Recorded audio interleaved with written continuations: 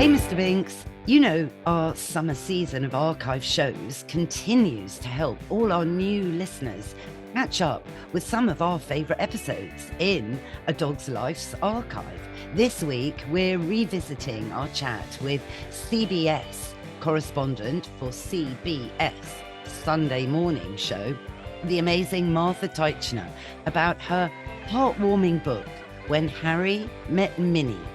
I'm Anna Webb. Welcome to A Dog's Life.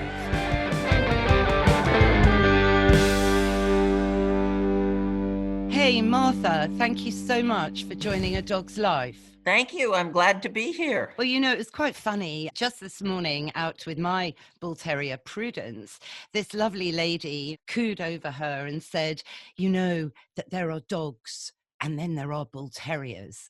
And I just kind of smiled to myself because I thought, does she know that I'm going to be speaking to Martha Teichner, CBS news correspondent of many, many years, and of course, author of this amazing book that I learned about from Radio 4 a couple of weeks ago when you were on, do you remember, with Nikki Beddy on Saturday Live?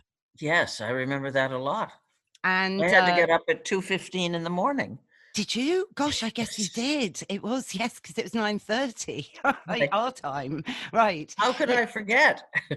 No, I wouldn't have forgotten that either. But I just bought the book straight away. And I must say, I've so enjoyed it. And people listening might be thinking, so why did you enjoy it, Anna? Well, it is an amazing fairy tale story of a love affair between two Bull Terriers. But actually, it's so much more than that, isn't it, Martha? Well, I think it is because I think it's about friendship. It's about building community in a big city, because New York is a very big city and people don't realize that it's a little collection of small villages and self-made communities. And it's also about New York. It's a kind of a Valentine to New York. Yes, New York is one of the characters, most definitely, as a backdrop.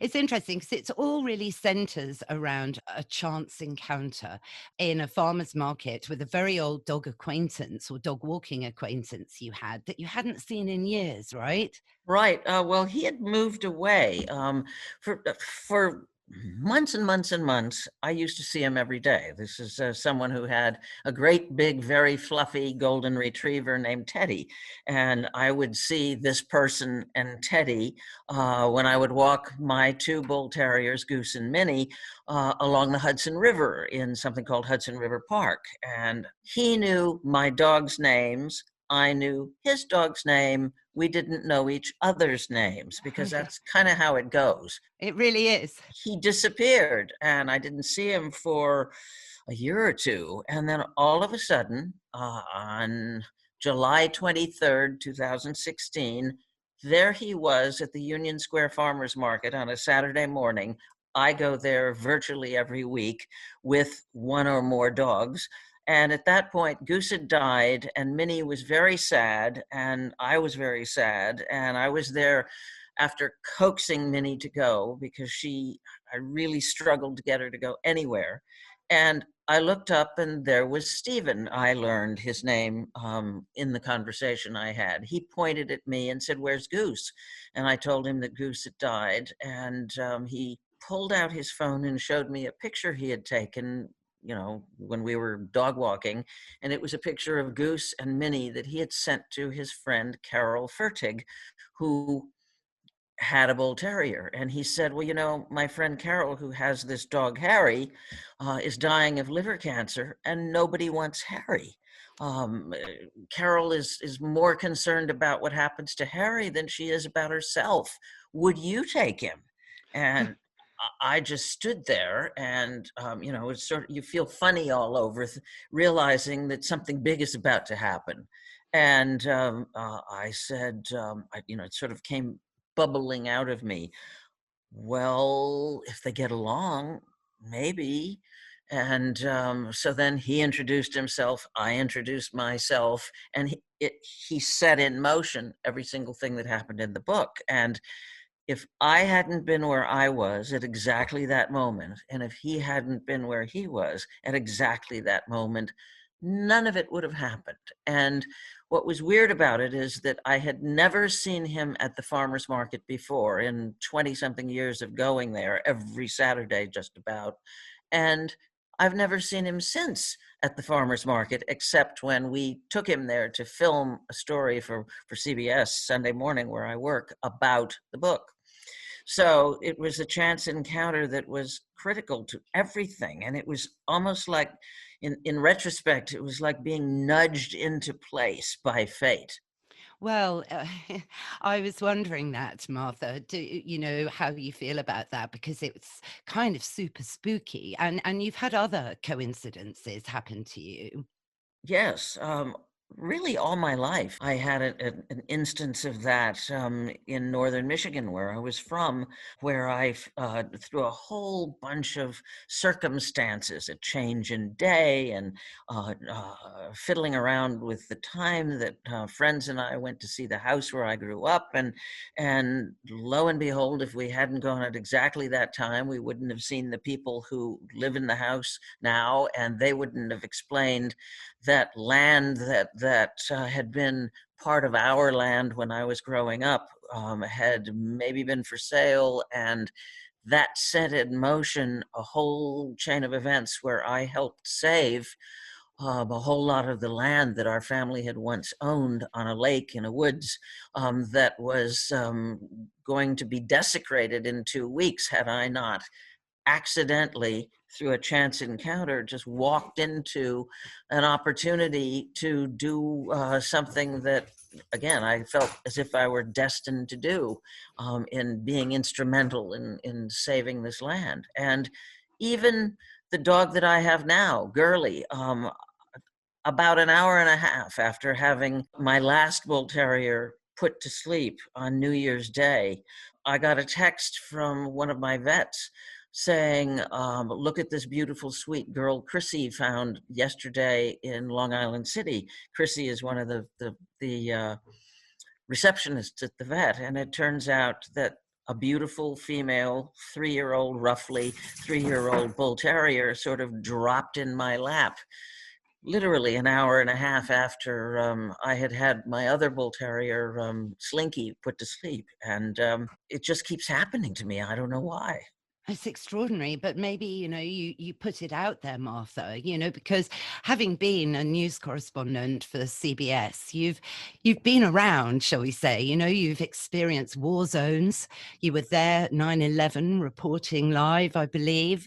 And that kind of was almost full circle in a way with Carol. Because apart from, I guess, you knowing a bit about Carol because she owned Harry, because if dogs are like their owners, right? But there was another aspect connected to 9/11. Well, Carol lived in downtown Manhattan, almost next to Ground Zero. And on the day of 9/11, she was way uptown. And at that point, she had a bull terrier named Violet. It was before Harry was born. So she ended up walking back home and getting in and taking care of Violet. She talked her way past the National Guard and so on and so forth. And then for, you know, months after that, there was like a toxic soup in the air because of the fires that continued burning for more than 150 days after 9/11 at the site. And years later, what happened was that she developed liver cancer, terminal liver cancer, and it was determined that it was because of 9/11 and living around there that she got sick and ultimately died. So shocking. And it's kind of proof, really, isn't it, that air pollution isn't good for you, But she was stoic, Carol. I mean, do you think she reminded you of a bull terrier when you met? Because this chance meeting with Steve and Teddy led you to become friends, but in a kind of a strange vacuum where you knew there was going to be one ending that maybe wasn't what you'd like when you start a friendship, but there was such a close bond that developed between you, all because of this dog, Harry. Well, at first I kept thinking, what's she going to be like? I know she's dying. Am I in for an excruciating meeting with someone who is obviously dying and something terrible and sad and so on? But when I met Carol, it wasn't like that. I instantly liked her. I found her funny. I found her brave. I found her interesting, well read, and still very much engaged in life, even though she only had months to live. And I immediately felt as if, oh, if only I'd known her for 20 years. And I'm one of those people who makes judgments about who I like right away. I know if I'm going to be friends with somebody almost instantly when I meet them. And I just felt that bond with her. And maybe it was because of Bull Terriers, but I think it was because she had an incredible gift for friendship. And she was just an incredibly interesting person, kind of larger than life. And you mentioned, was she sort of like a Bull Terrier? In a funny way, I think so. I mean, you have a Bull Terrier, so you know there's a certain kind of, they're subversive, they're funny, they're stubborn, they're smart, they're too smart for their own good. They get bored easily, and boy, if they get bored, they get in trouble. And I think that every Bull Terrier has either an appreciation for that in a funny, perverse way, or is like that themselves. And Carol was kind of like that. Again, there was a certain kind of flamboyance and theatrical quality about her. She was very tall, and people just turned and looked at her. She wasn't beautiful, but she was striking, and she liked, I think, the attention. And she just had a lot of personality, and she had a lot of style as a designer. She designed clothing, she designed furniture, she designed for literally a who's who of the kind of luxury brands in the world, and furniture, clothing, stationery, home accessories, jewelry, you name the company, she designed for them or did brand strategy for them. And all of that made her a fascinating person. And I don't know, I was so completely drawn into her world as a personality that I didn't think about her dying, but over time it began to overtake her. But I treasured the times that she brought Harry over and that Stephen came along and so on and so forth. And we got to be friends. We got to be close friends. And I was with her when she died. I know, I know. And it was a journey though between Harry and Minnie. And at times in the book, I was holding my breath really, knowing what Bull Terriers are like, thinking, gosh, I hope this really works out, because they both had their quirks, right? Like Minnie loved her mangoes. Harry, Yeah, of course, had his boot, which is the bit that really got me in the book, because Molly, my first Bull Terrier, had feet like Harry's. And she wore a boot on live television a few times on various things that we did together, because her front feet cracked just like Harry's. So, really. yes. So all those moments in the book where the boot turns round and you took the boot off on the beach and so on. I must have given any spoilers away here. But, it resonated so strongly with me, Martha, I've got to say. But do you think, in an uncanny way, the dogs actually knew what was happening? Um, I don't know. I mean, I don't know in terms of Harry's perception of what was happening with Carol. In terms of meeting Minnie, it was as if he was waiting all his life for Minnie. He had always been described as sort of difficult. He had some anxiety disorders. He was on all kinds of anxiety meds and so on, and he had chronic colitis and all kinds of things that made him a tough sell if you were trying to convince somebody to adopt a dog. And he was, by Carol's admission, a quote, money pit. But when he came to live with Minnie, it was as if he'd been waiting all his life for Minnie. And Minnie, in a sense, changed his life. And he adjusted very well. And pretty soon, the vet and I were able to wean him off all his medication because he stopped having colitis and he calmed down and so on and so forth. And I said to the vet at one point, "Why do you think Harry is adjusting so well?" And he said, "Minnie." And it's as if they really were a love match. And in that sense, I think he understood a great deal. But in terms of I don't know whether he perceived that Carol was sick. I suspect he might have, because as she got sicker, she was in bed more and she didn't have strength. And who knows, maybe she had a scent, a cancer scent. I don't know, because dogs certainly can be used to detect illnesses if they're trained. But I think that he was able to adjust to leaving Carol and coming to me because of Minnie. Yes, and in a way, Minnie so benefited from Harry because she was a little bit of a prima donna. I imagine A Minnie as little being bit. a real whirlwind, I think, Minnie, and she came into your life quite by almost fate. Right. Well, I used to take my previous bull terrier before Harry. I took Goose to a sort of pet boutique around the corner from me called the Barking Zoo. And sometimes Goose would be very lazy and not want to go out, not want to walk. So on weekends, I would march him down to the Barking Zoo and he would actually cooperate and go. Anybody who knows a bull terrier knows that when they don't want to do something, they don't. They just, Yes, I think when they lower their center of gravity and get heavier, when they yes. refuse, they're really good at refusing. And it always reminded me of these Citroen, these old Citroen cars that when you would get out and turn off the ignition, they would kind of deflate. And I when know the ones you mean. Oh, yes, it is like that. They do have moods, bull terriers. But other people, like the American Kennel Club, describes the bull terrier Martha as a toddler in a dog suit.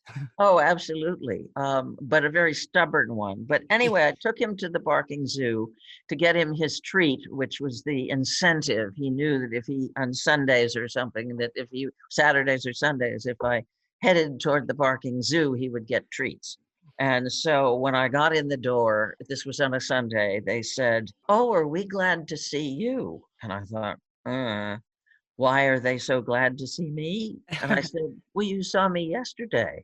And they explained that one of their customers, a wonderful kind of flamboyant woman named Coco McPherson, who was a reporter at Rolling Stone and a customer of theirs, had come in and she had been volunteering at a kill shelter in Brooklyn.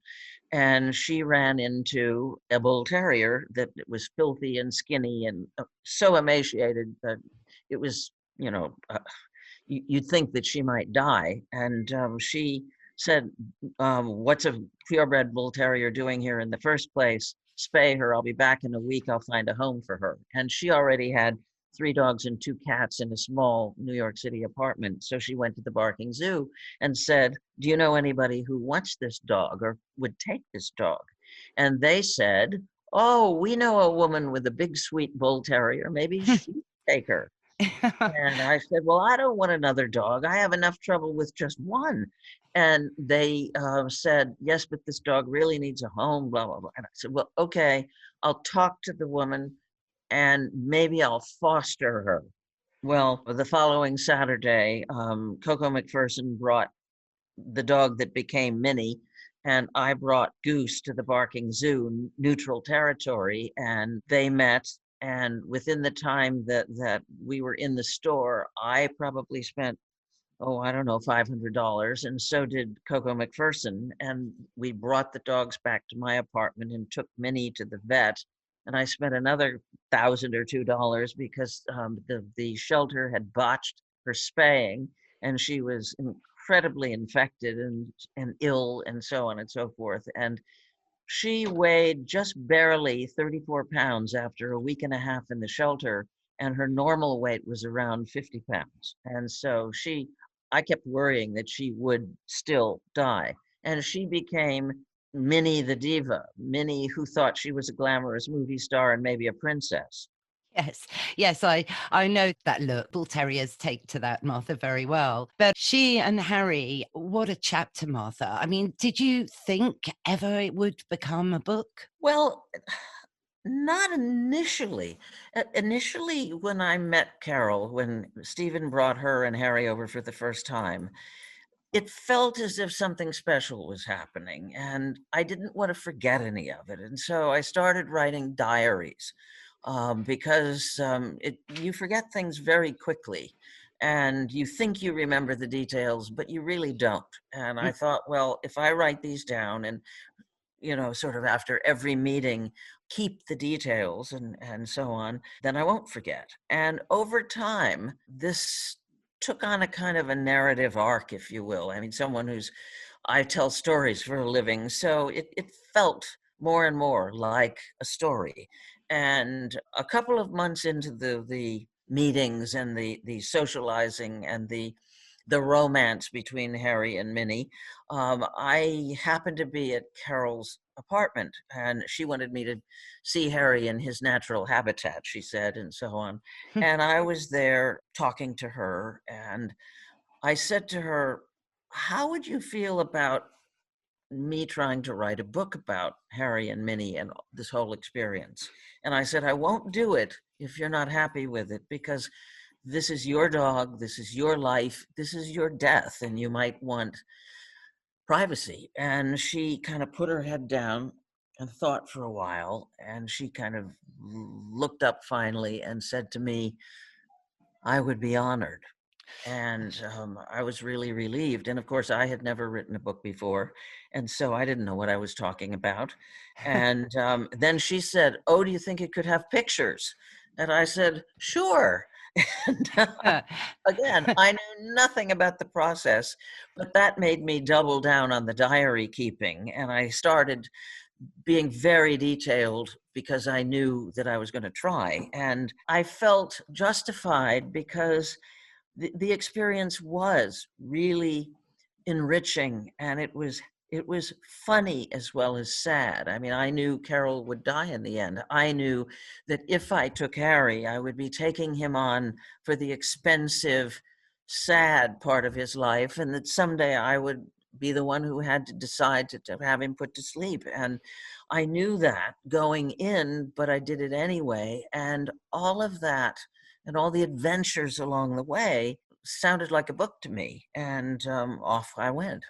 And it's interesting to me that you've found that Bull Terriers have been your constant through life. My dad used to say the hair of the dog cure has got nothing to do with hangovers, but it's got everything to do with mending your heart. So the old-fashioned way would always be when your dog died, you got another one. Otherwise, you might delay for too long. And really, the joy of bringing another dog into your life can help heal your heart. Because I want to talk about Piggy for a minute, because Piggy lived in London, didn't he, Martha? Your first bull terrier. Piggy lived on 3 continents.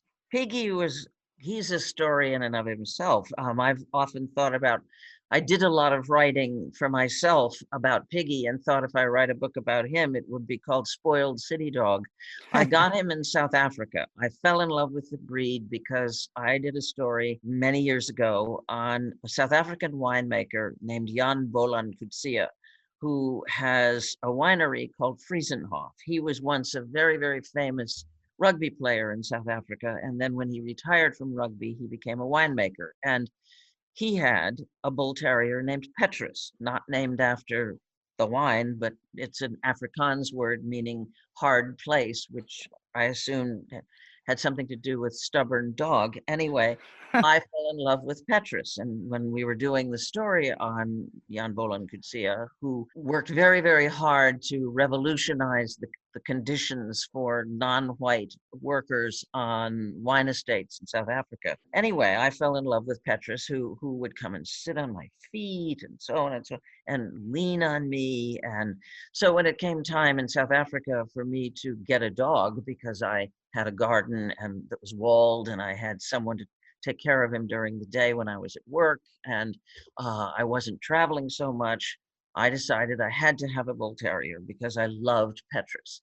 And eventually, when it came time to move back to London in 1989, when my time in South Africa was up, everybody said, well, you can't take that dog. You're going to be traveling all the time. So I cried all night, made the decision to give him away, and then nobody wanted him. They said, well, we don't want a bull terrier who sleeps in beds and cuddles, and we want a watchdog, and so on. And he was not a watchdog. And so I was actually very relieved. And I thought, well, if I get him to the UK, no matter what, even if I have to give him away there will be people with a different attitude about taking him. I knew he would have to be in quarantine, but he went into quarantine. I found a place to live, and then I set about trying to find a dog nanny. So I went to nanny agencies, I went to au pair agencies, and the nanny agencies sort of laughed me out the door. The au pair agencies were very, very suspicious, and I tried to explain to them that taking care of one bull terrier is a whole lot easier than taking care of 4 kids. And they would say, well, they're supposed to learn English there. And I said, well, they can learn English talking to me. It's not a matter of talking to a dog. And little kids don't teach English particularly well either. So Quite. finally, I convinced an au pair agency that having a dog au pair was a thing, that it really could happen. And so I started in 1989 when Piggy got out of quarantine, having a dog au pair. And I've had dog au pairs from that day to this. And Piggy lived in London for 5 years. I could sit in my office. My office was in Bowater House, which is not there anymore, but it was right next to the Hyde Park Hotel, and it overlooked the park and was a hideously ugly 1950s early post-war building. And I could look out my office window and in the afternoon see my au pair walking Piggy through Hyde Park. And it was fun. It was like spying on him. And then after my spell in London that time, my 5 years was up, I brought Piggy to New York. And so Piggy had the rest of his life in New York. So he lived on 3 continents, and he had quite a biography. Oh, amazing. Do you think Piggy liked New York more than London, Martha, or about the same? That's not fair. That's a terrible question. I love New York, and I think people that live in cities are a certain type, dare I say. I spent a couple of years in what I call the Shires here in Britain, not that long ago, and I came back to Hackney, where I love to live in London. What do you think about cities? Bearing in mind New York is the character in When Harry Met Minnie. People in cities, are they different? What's your preference, or are you a lover of both country and town? I'm a lover of both. I grew up in the country and loved it, but I absolutely adore cities. And London and New York are, I would say, my 2 favorite cities for different reasons. I mean, living in London is very different from living in New York, but certainly living in New York, what you encounter is people who they like the variety, they like the diversity, they like the bumping up against all kinds of people and adventures and oddities and communities and so on and so forth. And certainly living in New York, it's colorful, it's sometimes harsh, it's beautiful, there are characters all over the place, and I just adore that. I like the stimulation. I like seeing things happen. I mean, one of the things that, speaking of oddities in New York, when Piggy came to New York, in my neighborhood, a block away from me, someone had a pig, and the pig's name was Hoover. And when Piggy got wind of Hoover, even if Piggy could tell when Hoover was out, even when he was in my apartment with all the doors locked and the windows closed. And he would jump up and down and get crazy and wild. And I would have to take him out, and he would pull me around the block until he could find Hoover. And then Hoover and Piggy, the pig and the dog, would go on a walk together. And there were a couple of outdoor restaurants in my neighborhood, and it could take an hour to get Piggy and Hoover past those restaurants because of all the people saying, "Ooh, is that a pig?" And they were close friends, Piggy and Hoover. And, you know, that doesn't happen in the country so much, but having it happen in the city where you have the whole kind of theater of public life in New York, more so, I think, than in London, because I think people live more privately, visually privately in London. But New York, it sort of spills out everywhere. And I often thought, where else but New York would a pig and a dog go on a walk together and, in a sense, perform um, outside outdoor restaurants on a nice warm summer night? Incredible. I absolutely love it. Like his namesake, the real pig. Going back to the book just for a second, Martha, I caught a little wind in the book, just a little wind of something that I'm particularly interested in. It was one day you were walking Harry and Minnie over to the farmer's market, and you were kind of thinking, I wonder if they communicate to each other telepathically. Oh, I'm convinced that they must have, because they didn't. It's they would kind of do a 1-2 punch whenever I was trying to figure out, you know, what they wanted and so on and so forth. If they were demanding something, um, one would come and bark, and the other one would reinforce it. And it was like they had had a telepathic discussion before working on me. But that I really believe that they were telepathic. Yeah, no, me too. I'm very keen on that.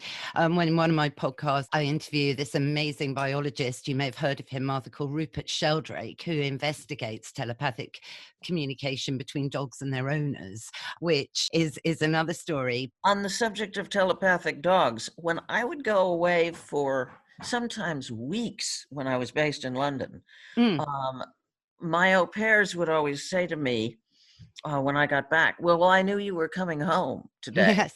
And sometimes I wouldn't tell them. Sometimes I wasn't able to tell them. I would just come home from whatever war it was I was covering. And I would say, well, how did you know? And they said, on the day that you're coming home, Piggy would go from his usual sleeping spot on a couch in the living room to right in front of the door. And he would lie at the front door until I arrived. Amazing. Every single time I came home. Well, this is what Rupert has studied. And indeed, I totally believe that. Isn't that fascinating? And equally as well, that links in with emotional intelligence. I know that's something that's very close to your heart in terms of animals having emotional intelligence.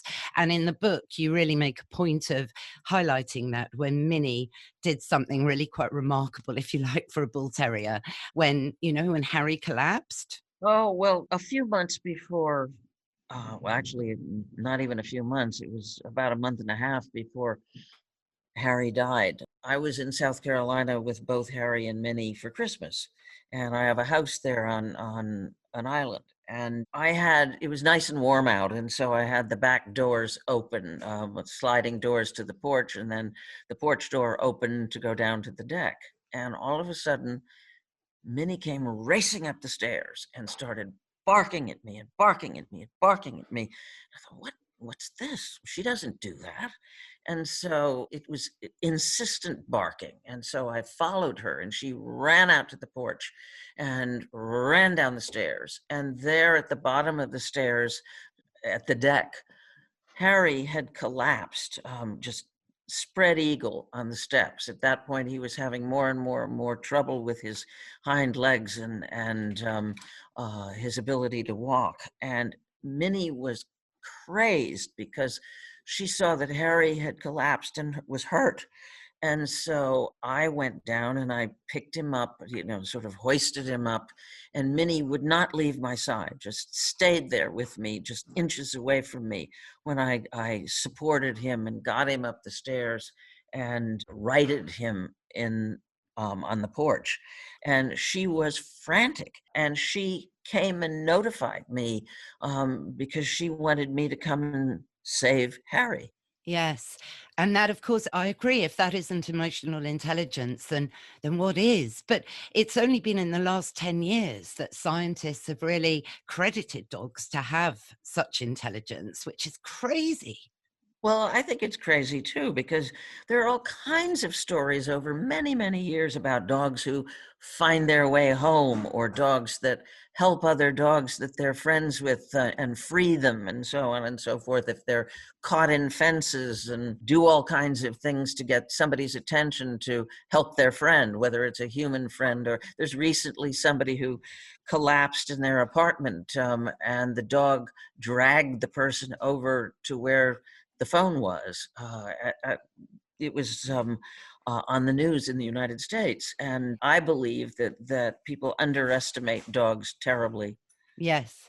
No, me too, definitely. Oh gosh, Martha, I mean, we could talk and talk, but I just love it that someone of your great caliber and intelligence and broadcasting skills and acumen has opted for the dog. I must say, I think will always also be the constant in my life, the Bull Terrier, as there is never a dull moment, is there, Martha, with a Bull Terrier by your side? Oh, absolutely not. And you never know what they're going to pull next. And I as I know. say, if they get bored, look out.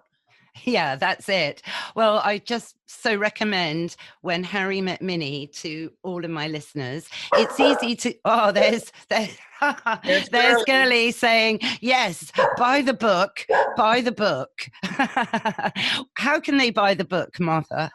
Well, it's published in the UK, so they could buy it pretty much anywhere where they buy books. Exactly. Fantastic. And I really hope that one day, if you're in London, I'd love to introduce you to Rupert Sheldrake, who studied Dogs That Know When Their Owners Come Home, and maybe take a walk on Hampstead Heath together, or even be in Oh, a radio studio. That would be even better.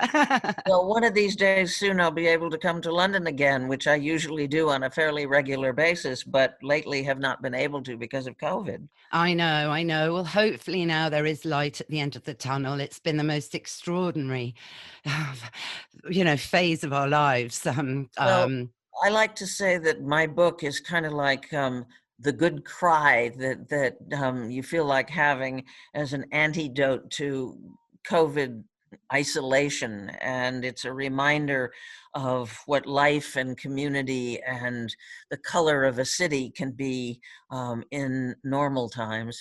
Definitely. Well, I thank my lucky stars. I've been here in London, and even just a walk up my main drag around here, it's very colourful, like you say, with lots of stimulation, and that keeps you going. Well, I really hope that one day we can meet, Martha. I would like that too. Oh, thank you again, Martha, for joining me on A Dog's Life. Thank you. That's our show, Mr. Binks. What did you think? Yes, that was a very good episode. And we should reread the book. What do you think? And you're right, it is time for Woof of the Week. You know better than most dogs, Mr. Binks, that yes, living with a Bull Terrier comes with its ups and downs. But overall, I think we'd both agree that the ups are more frequent than the downs.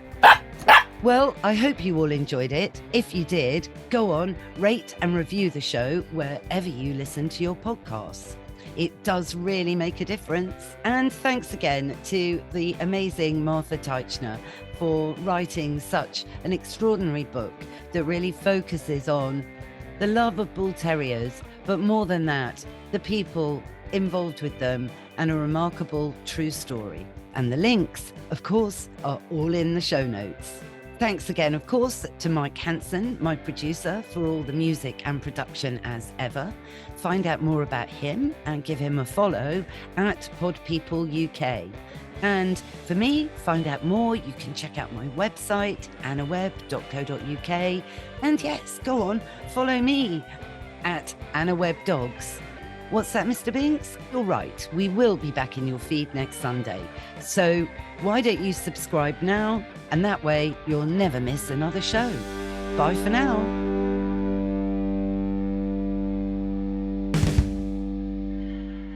Pod People.